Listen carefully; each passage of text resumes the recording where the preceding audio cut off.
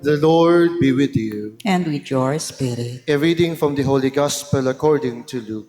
Glory to you, O Lord. Jesus said to his disciples, I have come to set the earth on fire, and how I wish it were already blazing. There is a baptism with which I must be baptized, and how great is my anguish until it is accomplished. Do you think that I have come to establish peace on the earth? No, I tell you, but rather division.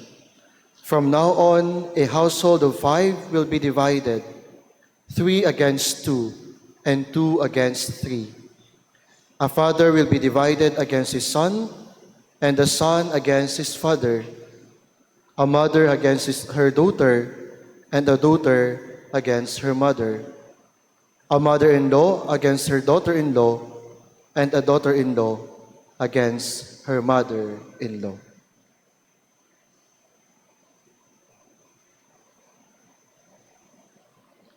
The Gospel of the Lord. Praise to you, Lord Jesus Christ. Please be seated.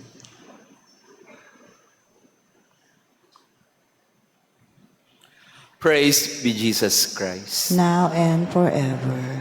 Good morning, brothers and sisters. Magandang Morning, Father. umaga. Pakibati din ng good morning ang ating mga kasama.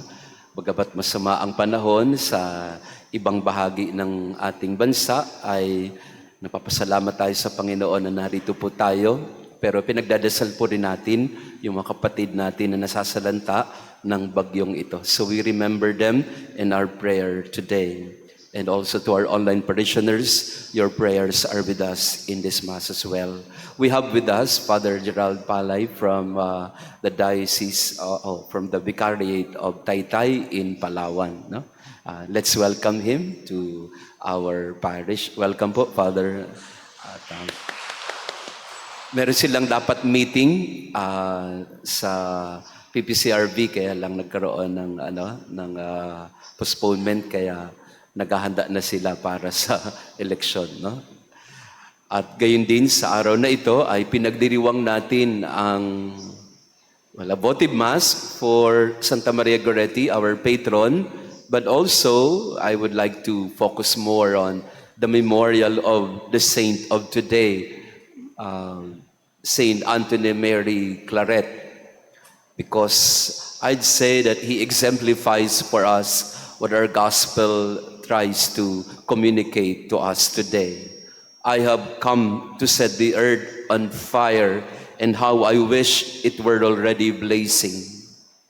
Saint Anthony Mary Claret, somehow in his life and even in his death, gives us a very clear example of what it means to be a live wire for the faith. I have come to set the earth on fire. There was this burning missionary spirit in Saint Anthony Mary Claret.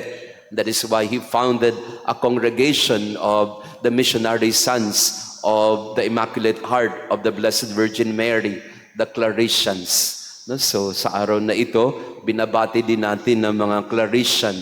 Especially, they're called Claretian missionaries. And in fact, the bishop-elect of the Diocese of Cubao comes from their community. So, Bishop-elect Elias Mayuban, he is a Claretian missionary, but now will soon be installed as the bishop of the Diocese of Cubao. And we know, of course, of the story of Father Ruel Gallardo, a martyr for our faith. He died for our faith as a missionary in Mindanao. And many other Claretian missionaries. So we pray for them also. And in the life of Saint Anthony Mary Claret, ever since he was a young boy, he had already this desire to proclaim the good news to all the ends of the earth. So he decided that he would be a priest, and not just an ordinary priest, but he would like to be a missionary. And so he decided to go to Rome to become part of the Propaganda Fide, which is the congregation that is now being handled by our Archbishop of Manila, Cardinal Chito Tagle, the dicastery for the evangelization of people. So he wanted to be a missionary. However, he got sick. He had some pain in his leg.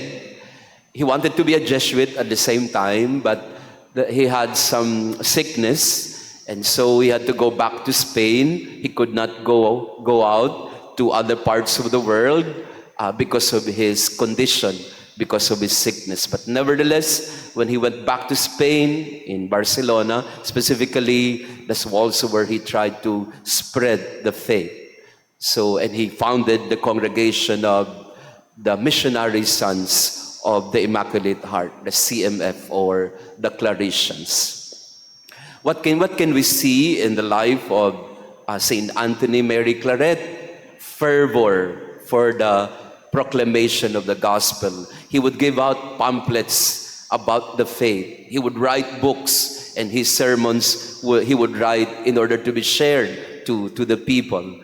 And he was tireless in always proclaiming the good news to others. So in him we see someone who was trying to set the earth on fire with the gospel. Compared to some of us, or perhaps many of us, who have become so lukewarm in our faith already.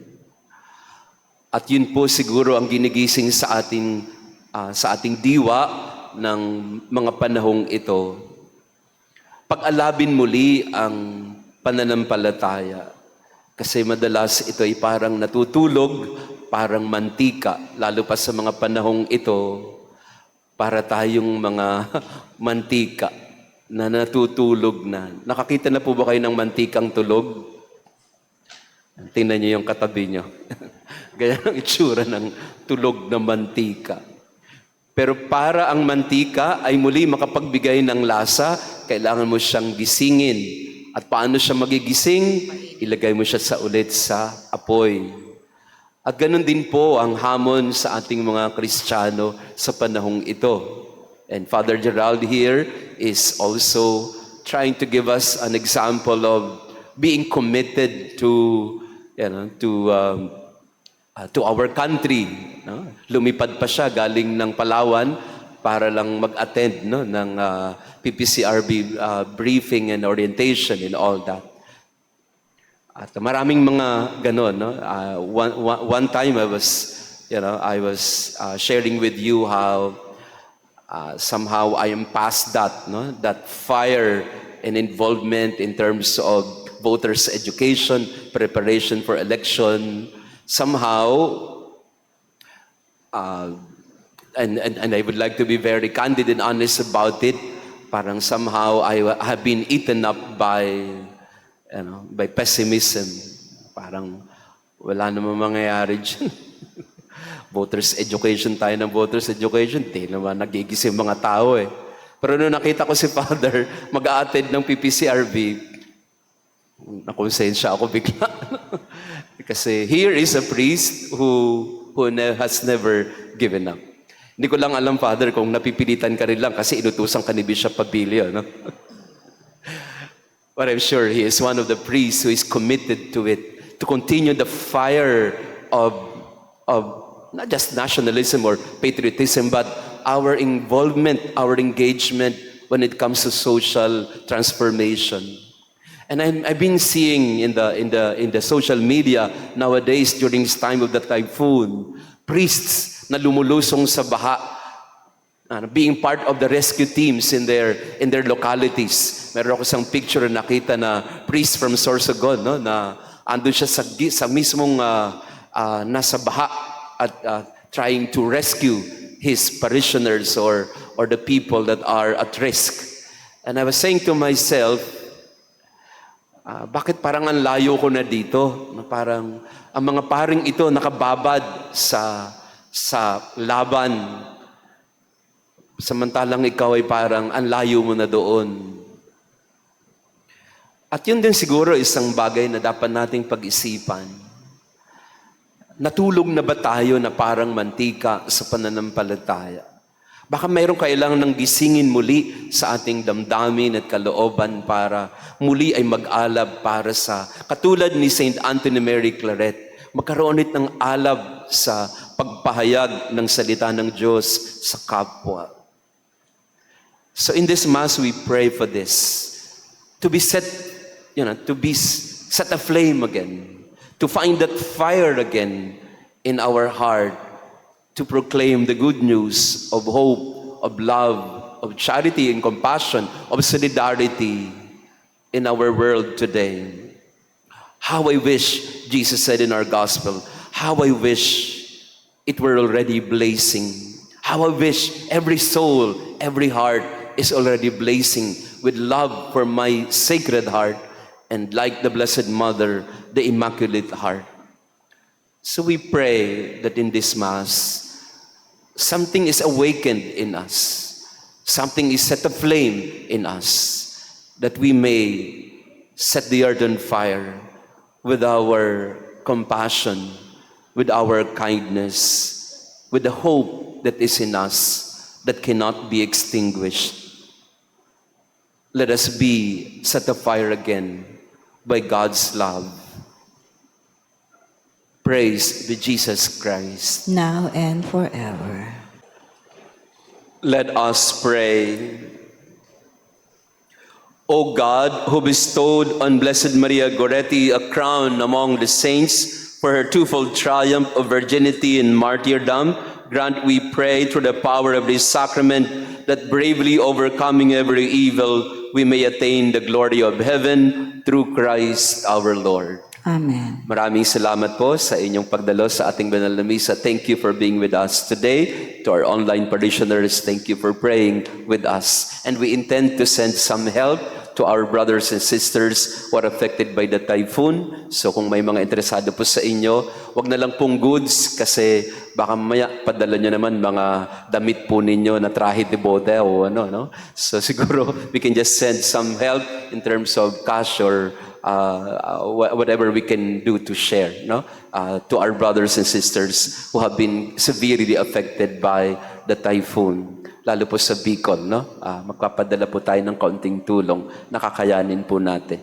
And we thank Father Gerald again for being with us in our Mass today, and he's part of the PPCRV, and pagdasal din natin ang elections na ito, no. We will devote some time to it later. After the Mass, we will have our healing prayer through the relic of San Ezekiel Moreno and Santa Maria Goretti, together with Sister Flora, our prayer partner, no, in terms of our healing ministry. The Lord be with you. And with your spirit. And may our loving God bless you and your family, the Father, the Son, and the Holy Spirit. Amen. Our Mass has been offered. Go in peace to love and serve the Lord. Thanks be to God.